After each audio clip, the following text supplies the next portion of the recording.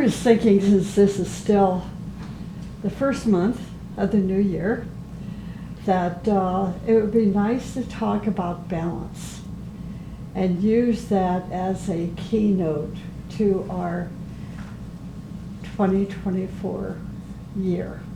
So today, for Sunday's talk, I'm going to be talking about life exists only in balance. And then next Sunday, I'll also be talking about life and balance. There is a law in the universe that says that life exists only in balance. So as you think about this law, I mean, just to even consider the fact that there is a law that's called balance. It's a universal law. We need to ask ourselves in our personal lives, everything we do, just see yourself as the axis of your entire life. Today, next week, next year, previous years, and try to evaluate what in your life seems to be the reflection or the existence of this law, the law of balance, and what in your life has caused your actions, even your thoughts and emotions, not to be in balance. When we practice this law, when we put this law of balance into action, into our lives, the teaching explains to us that we will be successful. And then we want to determine what does success mean. And for me, what success means is that we are living the purpose of our life, the purpose of our soul. And that means that we're not wasting our time. So living the purpose of our life, the purpose of our soul, means that we are expressing this law, the law of balance. The teaching says that if there is no balance, there is no life. Now that can go into a whole morning discussion. What does it mean when there is no life? I mean, I'm alive, you're alive, and let's say yet our lives are not successful. The teaching is telling us we are not awake if our life is not in balance, if we are not living a life of balance, if we're not putting this law of balance into our life, then we are not alive. So that's what it means, that if there is no balance, there is no life. When there is no life, it means you're not living the purpose, the sole purpose of your life. We can also say that if there is no balance, then there is no existence. All existence is in balance. Without balance, there is no existence. And this is a cosmic law. So if we want to exist and to be healthy, we need to study the law of balance. And not just from a personal point of view, but you can look at your family life, and see if it is a reflection of this cosmic law. We can look at the community that we live in, the country that we live in, and try to observe if we are reflecting this cosmic law of balance. Now, some healers have started to write about it, and they say that balance of diet brings success into your life, but there is more than that. We know that it is important to have a good nutritional program, a good diet, to support what we need to do in our day-to-day life to be healthy. But this is just the beginning. It is, of course, good to have a balance in our diet, but balance in everything. But the root, the foundation, is that without balance, there is no life. There is no existence. So what does that mean then? Suffering and pain and disease are the result of unbalanced conditions.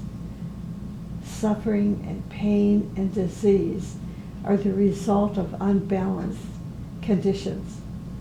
And in our mind, our emotions, our bodies, our social relationships, even our family relationships must all be a reflection of this cosmic law, the law of balance. If we are not living our life in such a way that we are living this law of balance, then we are going to experience pain and suffering and disease in our mind, our emotions, our body, our social relationships, and even in our family relationships. So let me add something more, which is, this is like a sub-law of the law, and that is success is based on balance. If we do not have success, if we are not balanced, a balanced human being, if we do not even breathe correctly, we do not have balance. And somewhere in our life, whether it is our mental, emotional, physical life, our family life, our relationship life, even if we are not breathing correctly, somehow this lack of breathing correctly means there's going to be an imbalance in our life. Isn't that interesting? This is what the teaching is telling us. So what is balance? First of all, it is inhalation and exhalation. Now there is a whole book we could write about on the subject of inhalation and exhalation, which I'm not going to do because I don't have time.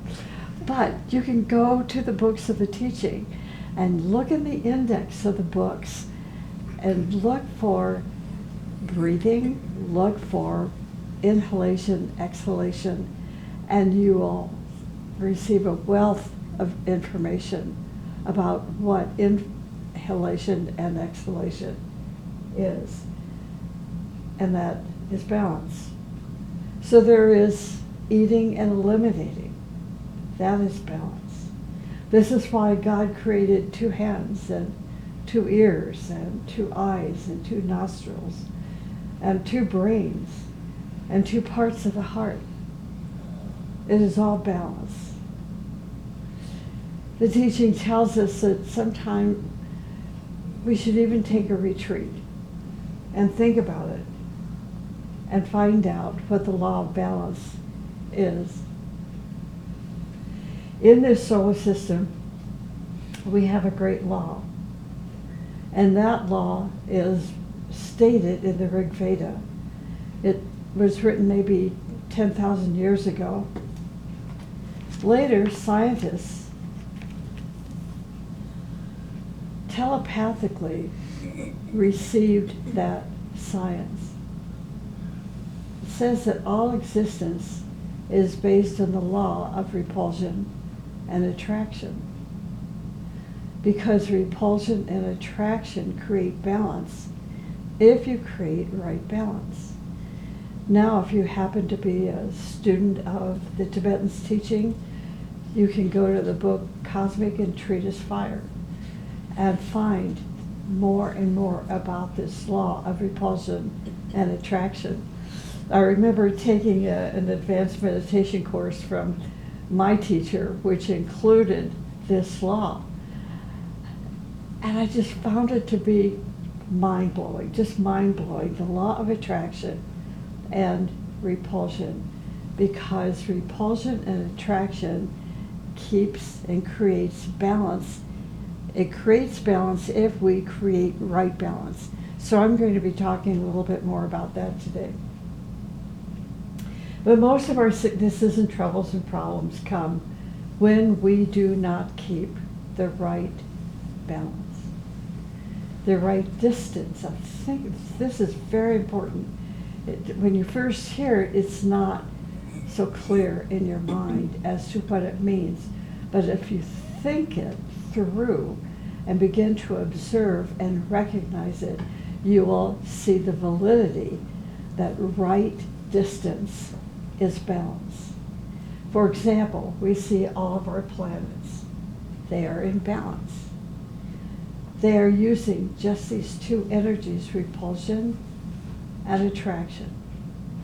If, for example, they attract too much, they're going to be baked or roasted in the sun. If the planets lose their balance and are attracted, magnetically attracted to the sun, they slowly, slowly, slowly are going to be burned in the sun. The sun will swallow them.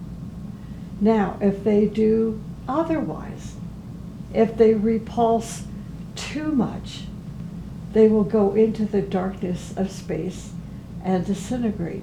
So think about this in terms of your own life and your relationships and how you're living your life. In both ways, there's no existence. There's no health and joy until you find the point of balance in your life. It is so beautiful to think about. Do not think only about our solar system and its heavenly bodies. Think also about this cosmic space in which billions and billions of stars are doing their dances. But every motion, every growth, every expansion is based on the utilization of this law of balance. You can see that all in existence can be healthy if they have this sense within them. An apparatus within them that regulates them between these two forces, neither too close or too far.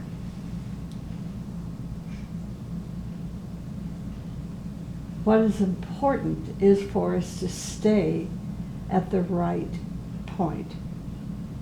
If they are not at the right point on one side, then they're increasing their materialization on the other side.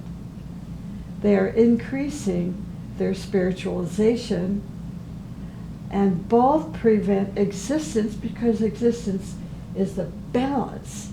See, it's the balance between matter and spirit. Now, on the human level, we must learn how to balance ourselves in relationship to other people.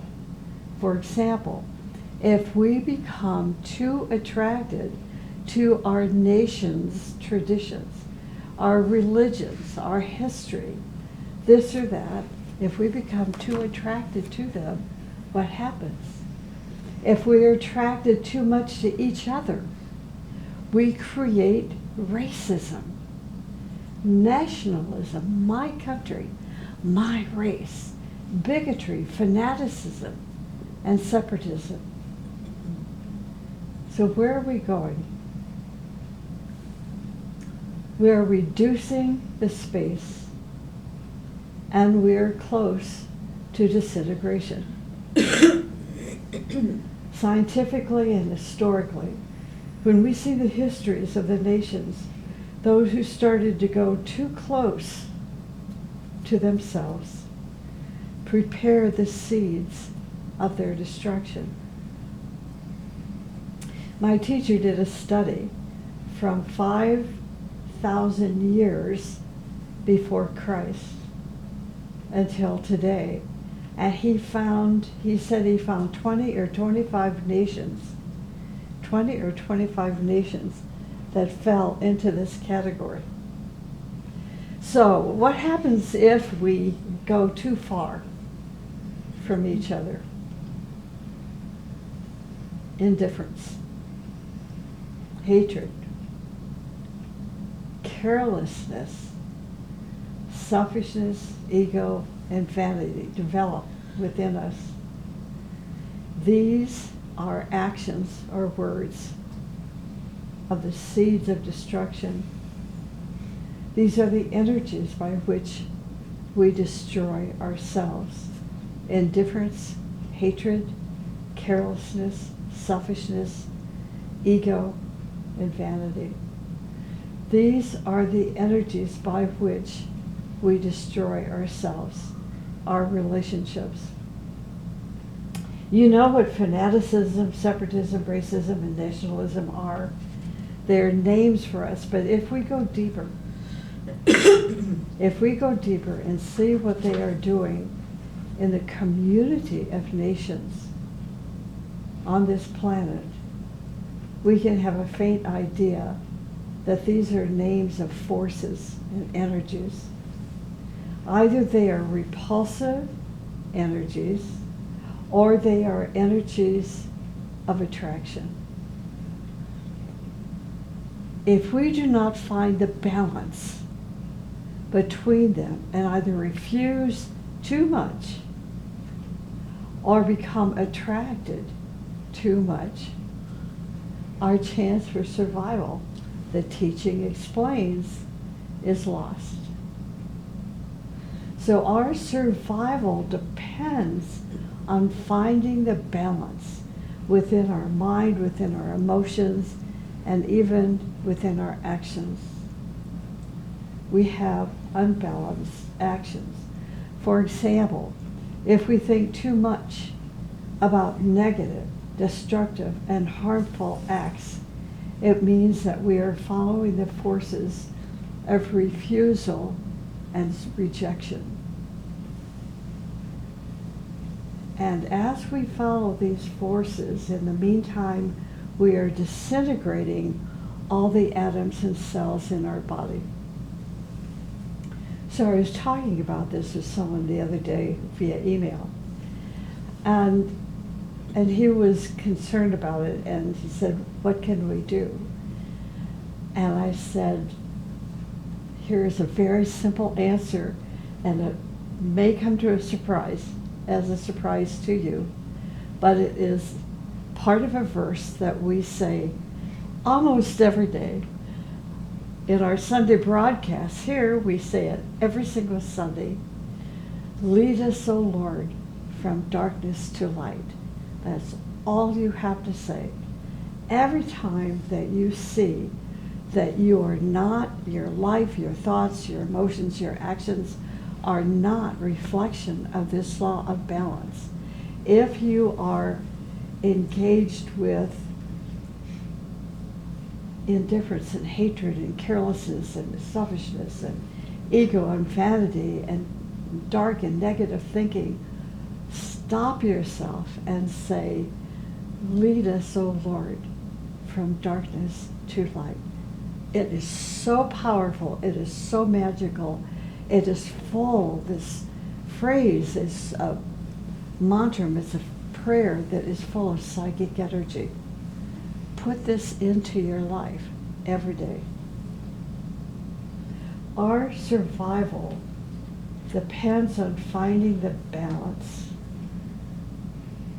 We have a sun, and all its planets are adjusting themselves in balance to run their courses in such a way that they are neither too far or too far away or too close. Too close will roast them, too far away will disintegrate them. So this is not only in our solar system. A master says that our own solar system is one of the solar systems of the 7 solar systems. And these 7 solar systems are a unit around another sun, around which 70 solar systems are traveling. These 70 solar systems are known from the viewpoint of the cosmos as a little atom circulating around millions and millions of other atoms around a central cosmic core. Hermes said, as above, so below. He understood this, but it doesn't really make too much sense for us until we begin to progress spiritually and have greater experiences in our life.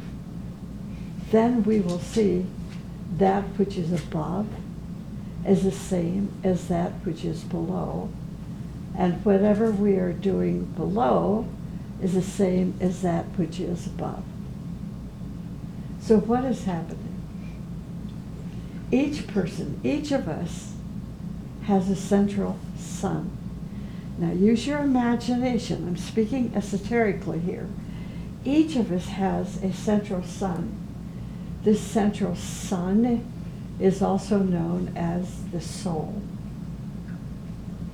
You can name it anything you want, but it is the sun within your system that is regulating the balancing process between your bodies and cells and atoms.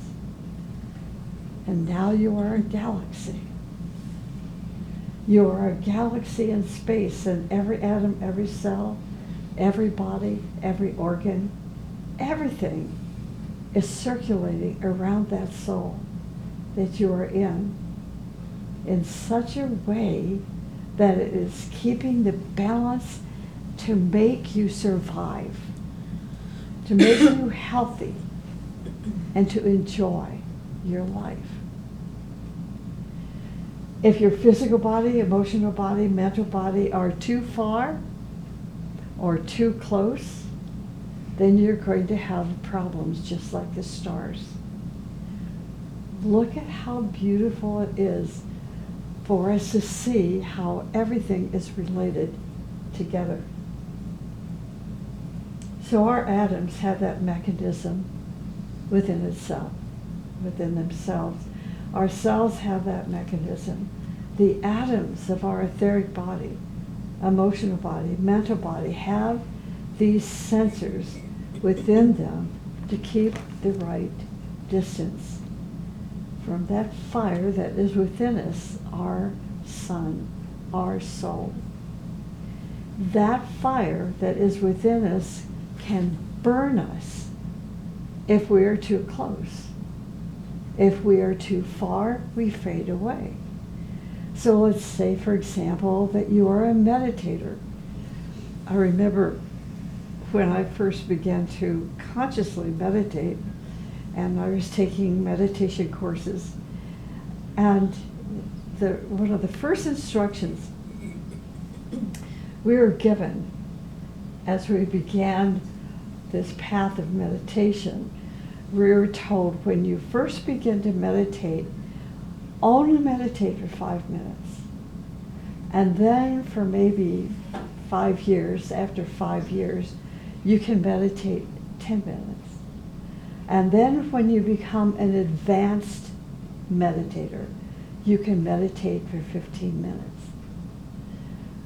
Why? Now you're recognizing if you start meditating for 15 minutes, you're putting yourself too close to that fiery energy in your nature, and the transformational process will become so rapid that it affects your brain, the centers in your brain, and you become crazy.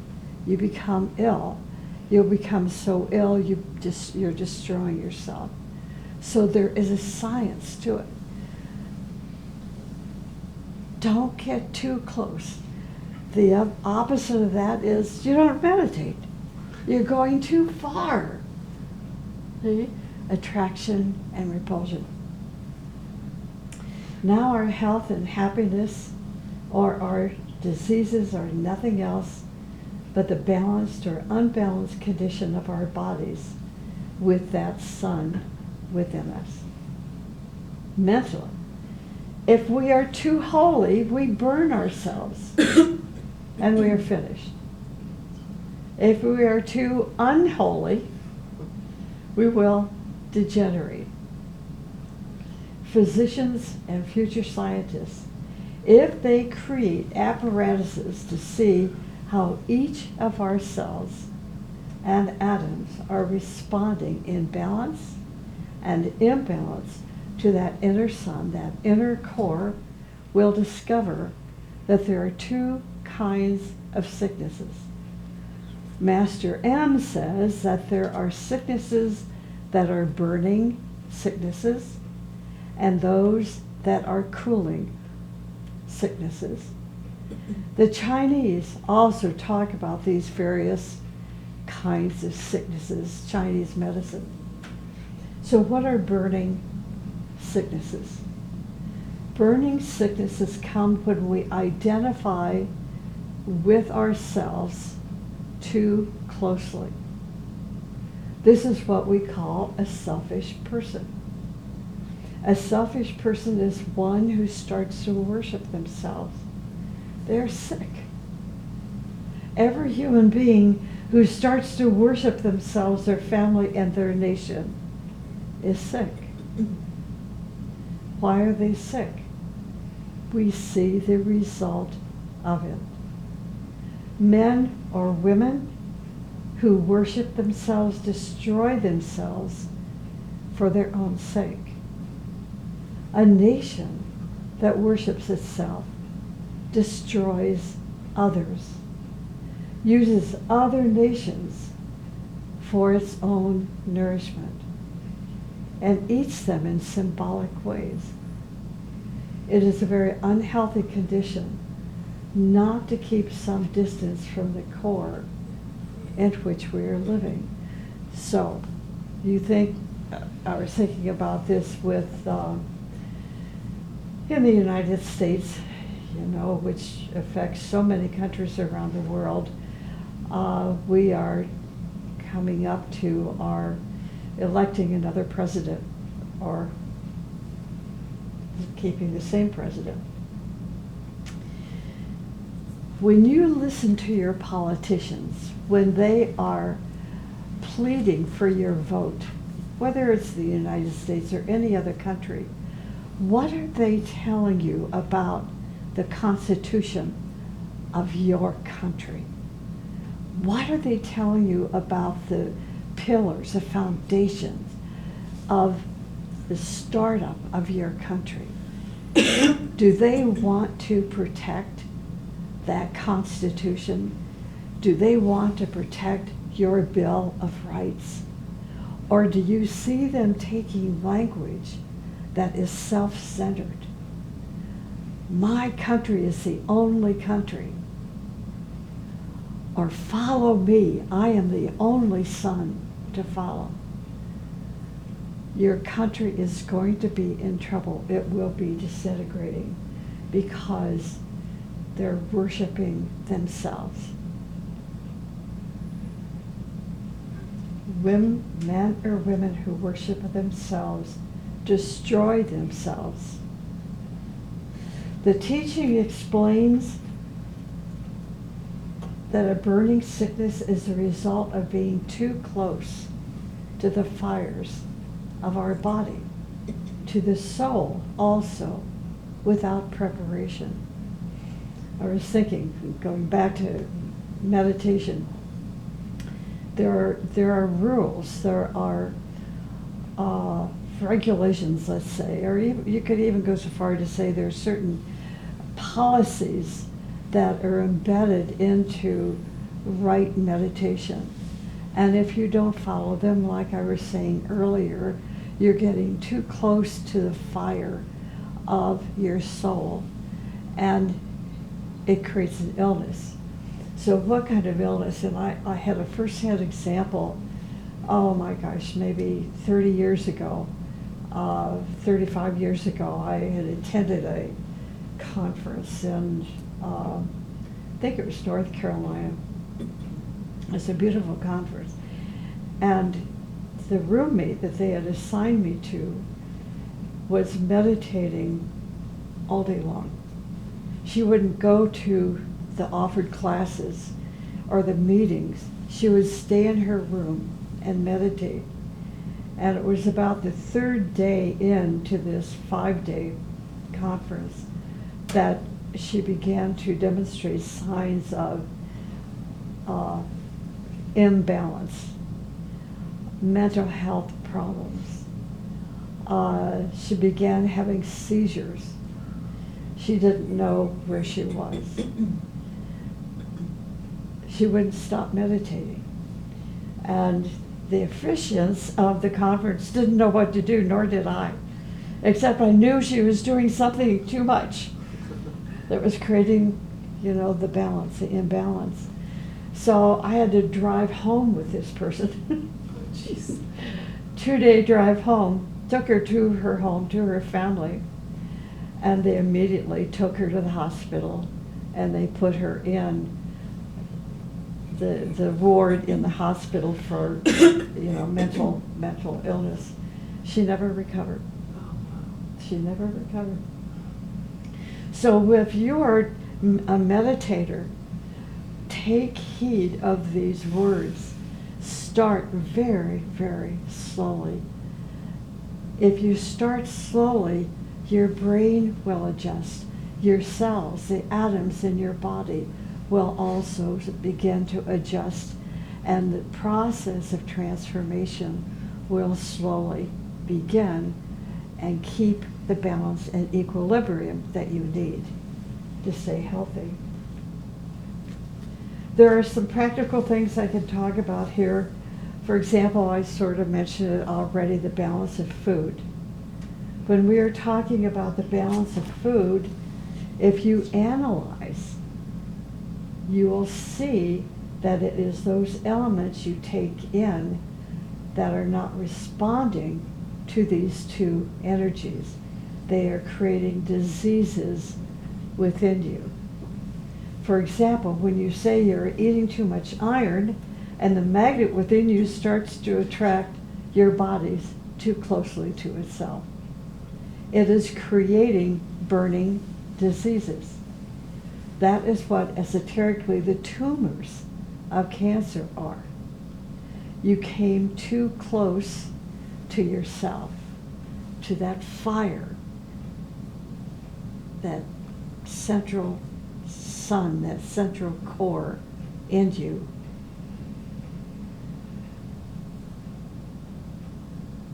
You came too close to yourself. This is why Master M says selfishness. See, this is a whole different definition of selfishness than what we recognize it, and that's the esoteric gear. Selfishness is the root of so many burning diseases. Take the fanaticism of the churches. Is that healthy?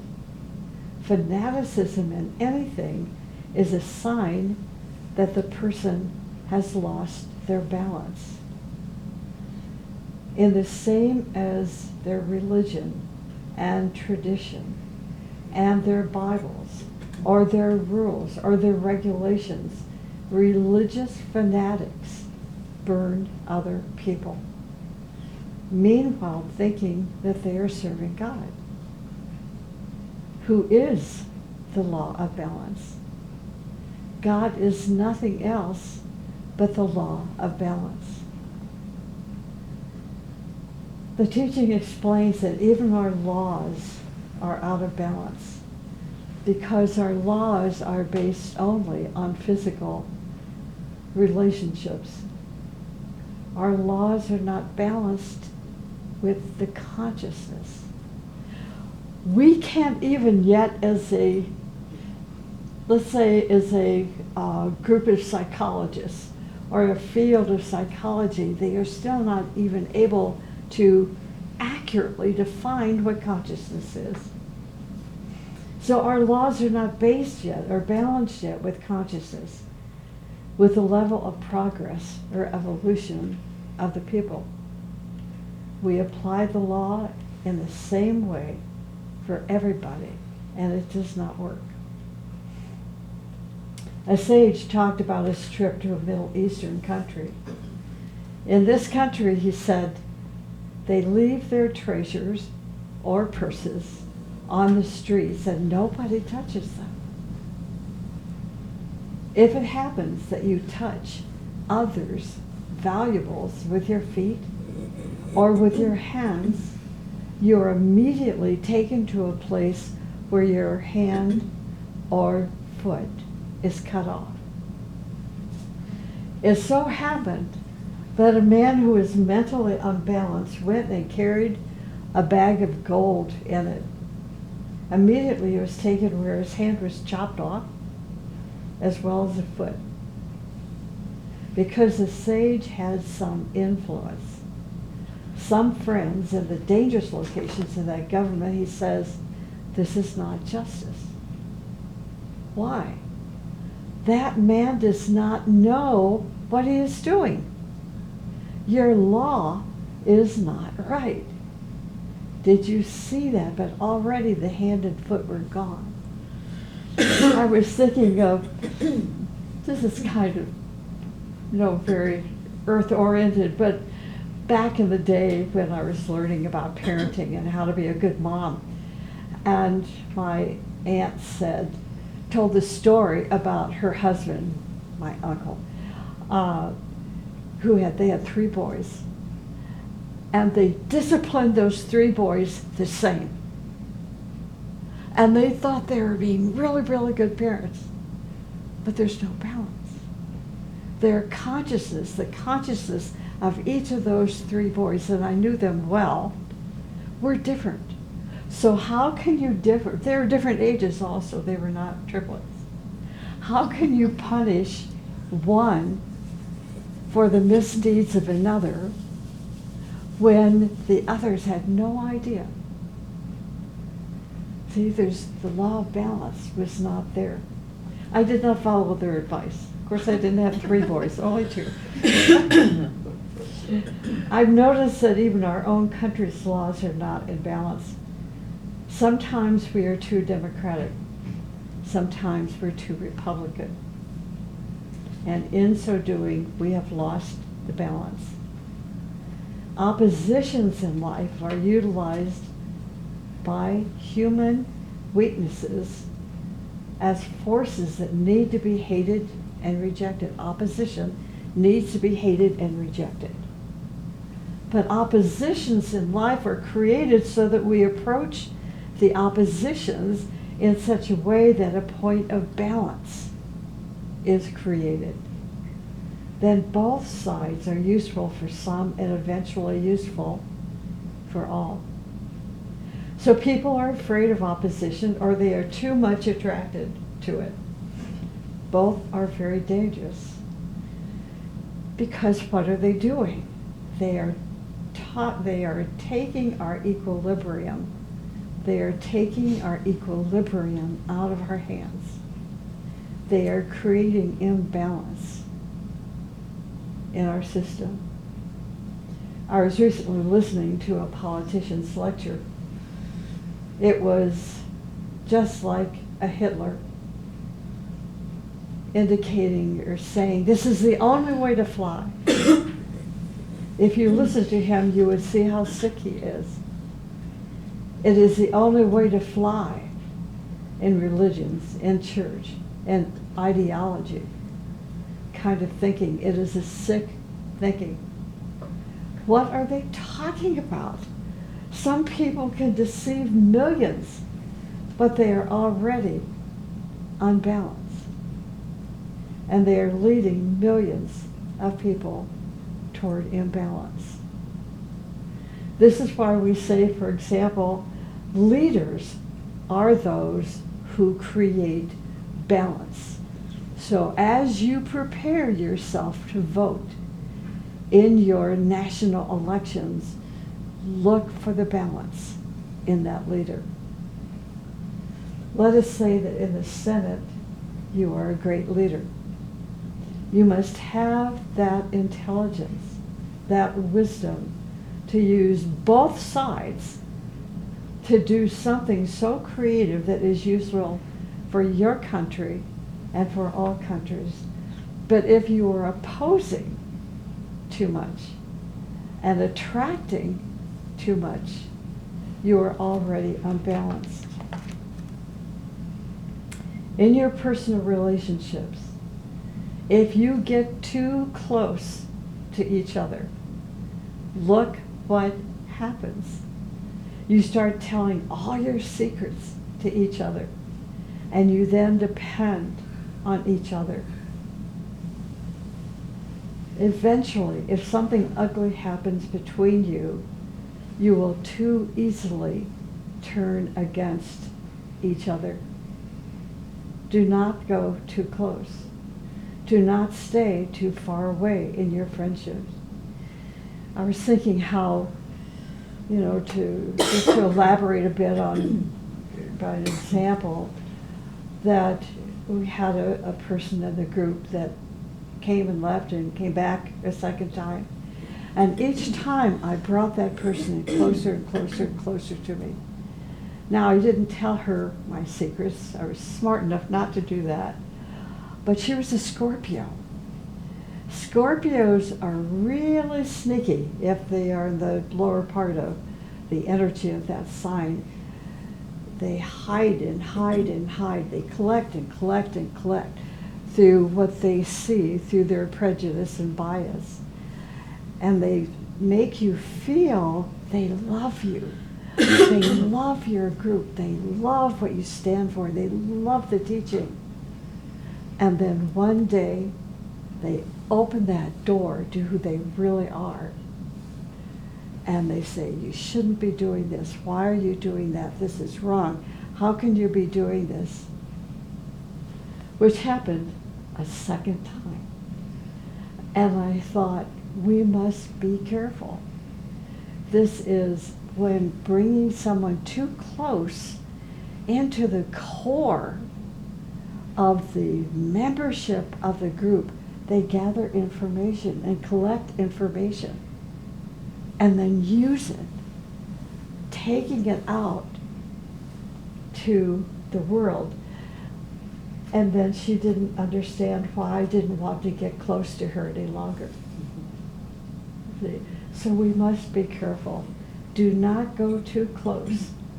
Do not stay too far away in your friendships. Keep the balance.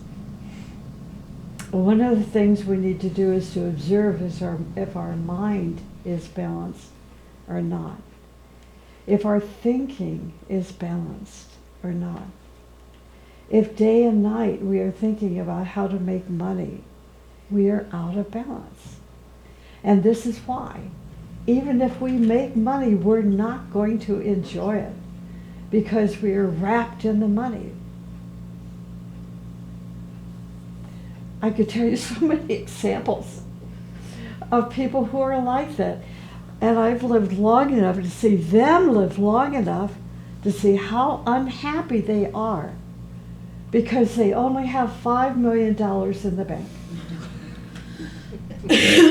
And they're unhealthy, mentally, emotionally, physically unhealthy. But they're still unhappy. Their focus is, I only have $5 million, and I'm not kidding you about that dollar figure. I only have $5 million in the bank. They are wrapped in their money. They are eaten by their money. When a person is eaten by their money, they are in the stomach of the money. They do not have the rhythm to enjoy themselves, to enjoy their money. If you neglect money,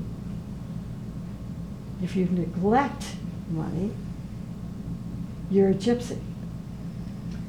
If you're neglecting making a living, saving what you need to pay your bills and to pay your debts, or you don't, it used to be people would send me a letter and say, can I become part of your community? And I say, why do you want to become part of the spiritual community? Because I don't want a job. I don't want to make a living. And I said, you can't live in this community without making a living. You still have to pay your rent, you have to pay your electric bill, you have to put gas in your car. and so forth. If you neglect money, you become a gypsy, a hippie, or homeless. You are in the other extreme, and you are in the tide of disintegration.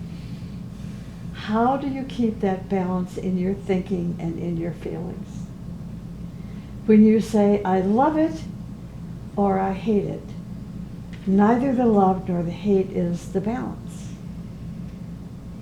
Why love so much that you feel you are lost?